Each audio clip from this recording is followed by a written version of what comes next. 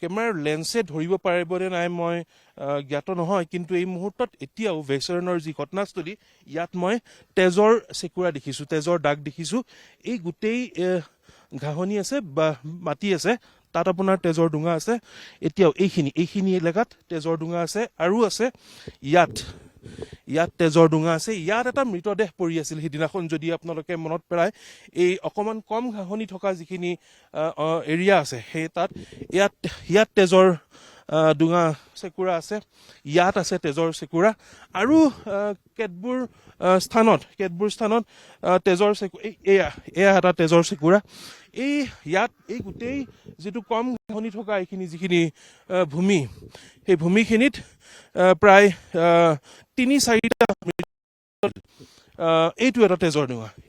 এয়া তেজৰ চেকুৰা ইয়াত এতিয়াও লাগি আছে। এইখিনি শুকাব লৈছে, 4টা দিন হৈ গ'ল, আজি 26 তাৰিখ। এয়া তেজৰ চেকুৰা আছে। ইয়াত খান্দি দিয়া হৈছে, ইয়াত মাটিখিনি খান্দি দিয়া হৈছে, কাৰণ ইয়াত তেজৰ ডুঙা সৰহকৈ আছিল। এইবোৰ পিছত ইয়াত জম্মু কাশ্মীৰ পুলিচ বা নিৰাপত্তা বাহিনী আহি এইখিনিত যাতে আৰু বেছি তেজৰ ডুঙা এনেকৈ নাথাকে, তাৰ কাৰণে এইখিনি খান্দি দিয়া হৈছে। কিন্তু সেই বিভীষিকাময় অভিশপ্ত দিনটোৰ স্মৃতি কিন্তু এই দৃশ্যবোৰে আমাক দি গৈছে এতিয়া।